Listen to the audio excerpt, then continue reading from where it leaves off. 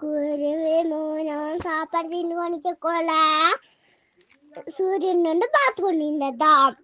அப்ப அதுக்கு போறோம் ஒரு வீட்டுல இருந்து ஒரு குருவி என்று வந்து பூஸ்குட்டி வந்ததாம். அப்ப குருவி மீன் பிடிக்க பார்த்ததா. அப்ப குருவி மூணு பறந்ததாம். அணில் மரத்துக்கு மேலே இருந்தாம். அதுக்கு போறோம்